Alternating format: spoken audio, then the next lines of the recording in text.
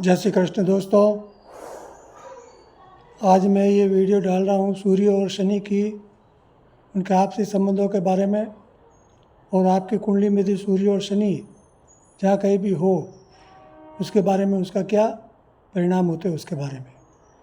पहले मैं आपको सूर्य के बारे में बताना चाहता हूँ दोस्तों। सूर्य ग्रहों की जो परिषद होती है, ग्रह मंडल होते हैं, उनका मुख्य मतलब राजा माना जाता है। तो सूर्य किसी की भी कुंडली में यदि अच्छा है, प्रबल है, तो हमेशा वो व्यक्ति उच्च पद प्राप्त करता है और नेतृत्व करता है। वैसे सूर्य की अपनी राशि मेष है, और यदि मेष राशि में यदि वो है तो हमेशा जातक को अच्छा फल देता है। सूर्य यदि भाग्यश है तो उसकी दशा अंतर्दशा में भी वो अच्छा फल प्राप्त करता है। सूर्य की विषुवती दशा 6 वर्ष की होती है। वो अपनी यदि अच्छी कंडीशन में है कुंडली में, तो वो अपनी विषुवती दशा में जातक को अच्छा फल देता है। और सूर्य यदि भाग्यश है तो 24-25 वर्ष की अवस्था में वो जातक का हमेशा भाग्योदय या उसको कुछ न कुछ उन्नति या प्रगति जरूर करवाता है। ये तो रहा सूर्य के बारे में दोस्तों। और सूर्य मेष राशि में हमेशा उच्च का माना जाता है और तुला राशि में नीच का माना जाता है। यदि आपकी कुंडली में सूर्य मेष राशि में जहाँ 5 लिखा हुआ यदि वहाँ पर है तो वो अच्छा माना जाएगा, और यदि जहाँ 7 लिखा हुआ है यदि वहाँ पर सूर्य है तो वो अच्छा नहीं माना जाता है, वहाँ कुछ उसका फल कमज़ोर हो जाएगा। उसी तरह शनि मकर और कुंभ राशि का स्वामी माना जाता है। शनि जहाँ आपके कुंडली में 10 और 11 लिखे हुए हैं, यदि वहाँ पर शनि है तो वो समझना है कि अपने खुद के स्थान में बैठा, अपने घर में बैठा हुआ, तो वैसे स्थिति में वो हमेशा अच्छा फल देगा दोस्तों। और सूर्य हमेशा यदि जो कुंडली का 9वां भाव है, जो धन और जो ये मकर और कुंभ राशि यदि वहाँ भाग्य भाव में है, यदि वहाँ पे शनि बैठा है तो वो उसको बहुत ही अच्छा फल देगा दोस्तों। और शनि की विषुवती दशा 19 वर्ष की होती है दोस्तों। यदि आपकी कुंडली में शनि अच्छा है तो वो आपको रंग से राजा बना देगा, और यदि आपकी कुंडली में शनि अच्छा नहीं है तो जब उसकी विषुवती दशा आएगी, या शनि की जैसे 2.5 साल की और 7.5 साल की दशाएं भी मानी जाती है, जिसे हम 7.5 भी बोलते हैं और ढैया भी बोलते हैं। तो ये दशा में यदि शनि आपकी कुंडली में अच्छा है तो आपको रंग से राजा बना देगा, और यदि आप बहुत धनाढ़ है और आपकी कुंडली में अच्छा नहीं है और आपके कर्म अच्छे नहीं है दोस्तों, तो वो आपको राजा से रंग भी बना सकता है दोस्तों। एक्चुअली क्या है दोस्तों कि शनि ग्रह मंडल में उसको न्यायाधीश की मतलब की पदवी मिली हुई है। जिस तरह हमारे कोर्ट कचहरियों में जो न्यायाधीश होते हैं ना दोस्तों, उसी तरह ग्रह मंडल में न्याय का प्रतिनिधि शनि को माना गया। तो इंसान के साथ हमेशा शनि न्याय करते हैं दोस्तों। कई बार शनि की मतलब की दशा आती है तो व्यक्ति में कई बार मतलब कि उसकी बढ़ोतरी रुक जाती है, तो हम कहते हैं भाई कि 7.5 चल रही है या उसकी विषुवती दशा आ रही है, तो उसके मूल में हमारे कर्म ही काम करते हैं दोस्तों। यदि हम आज से अच्छे कर्म करते जाएंगे तो कोई भी ग्रह दशा आपको तकलीफ नहीं देती। हमारे कर्म अच्छे नहीं होंगे तो हमें जब ग्रह दशा जो खराब आती है तो उस समय उसका हमें दुष्परिणाम हमको झेलना पड़ता है दोस्तों। तो ये चीज़ है दोस्तों। दूसरा है, शनि हमेशा यदि आपकी कुंडली में अच्छा है, भाग्यश है, या अपनी खुद की राशियों में मकर और कुंभ राशि में बैठा हुआ, जो 36 से 42 वर्ष की अवस्था में वो उस जातक का हमेशा भाग्योदय निश्चित रूप से करवाता है, उसको कुछ न कुछ लाभ जरूर दिलाता है दोस्तों। अब रहा मैं 12 राशियों में या जो 12 भाव होते हैं, लग्न होते हैं, उनके बारे में बताता हूँ।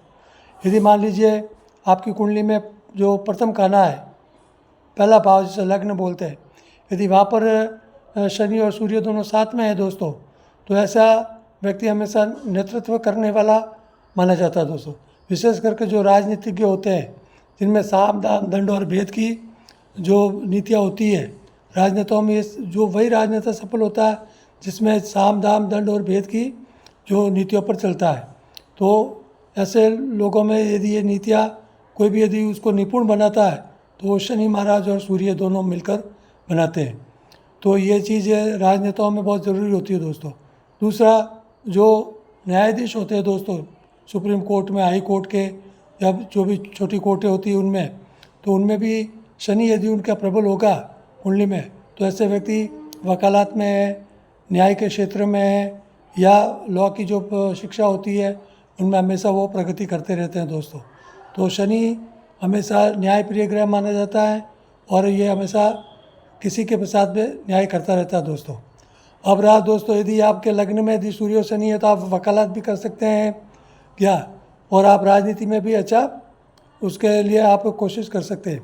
दूसरे भाव में यदि आपके शनि और सूर्य है तो आप जैसे खनिज है, जैसे माइंस वगैरह का जो बिज़नेस है, किसी भी तरह के खनिज पदार्थ है जैसे कोयला है, हीरे हैं, डायमंड है, लोहा है, तो ऐसे बिज़नेस में भी आप अपना हाथ आजमा सकते हैं दोस्तों। फिर ऐसी चीज़ों में हमेशा शनि देव जो होते हैं वो आपको अच्छा फल देते हैं दोस्तों।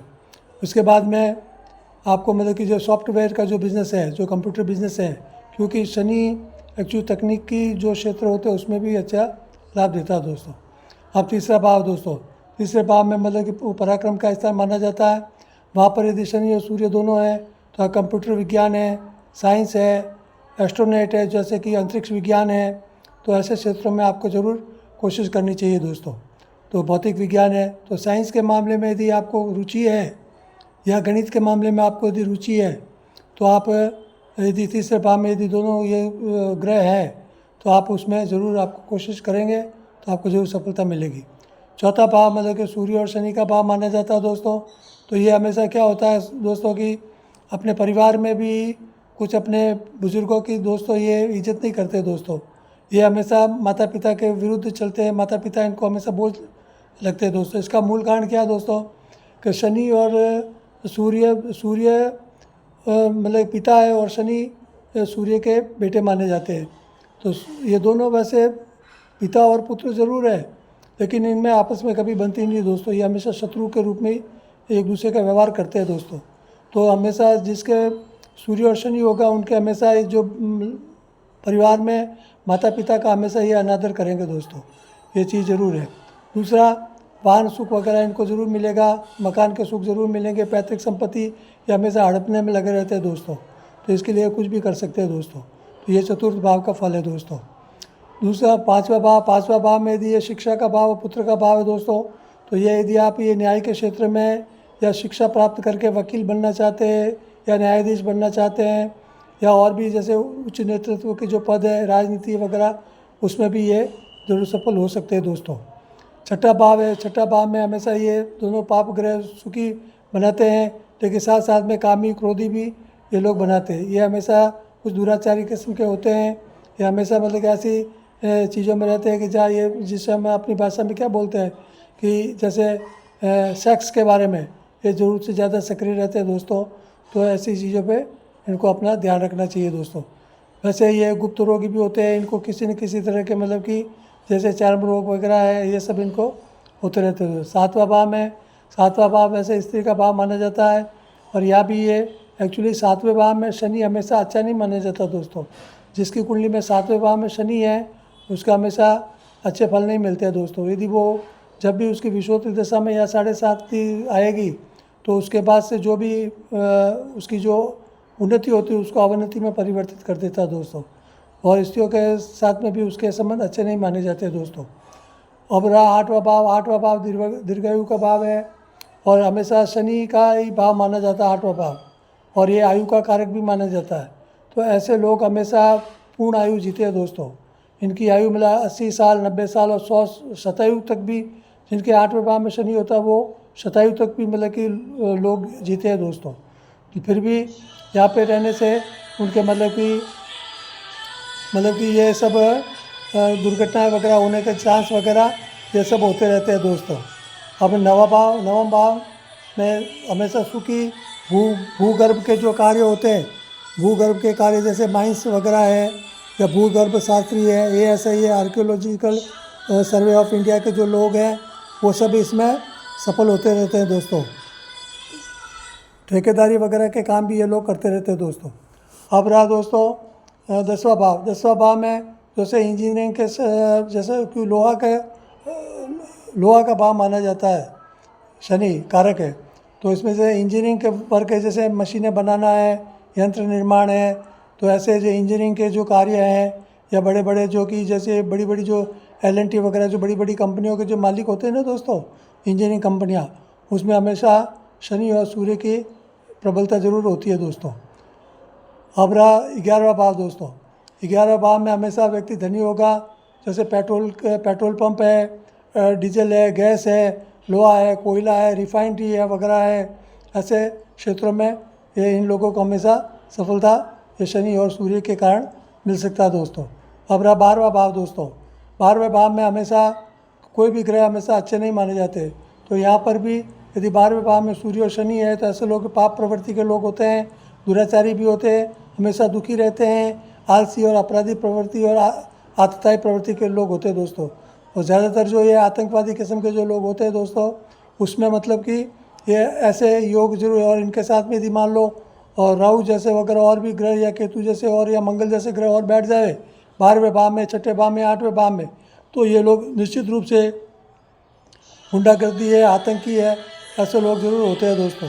तो ये आज के लिए मैं इतना ही कहना चाहता हूँ दोस्तों कि अपनी कुंडली में आप देख लीजिए। जय श्री कृष्ण, जय श्री राम।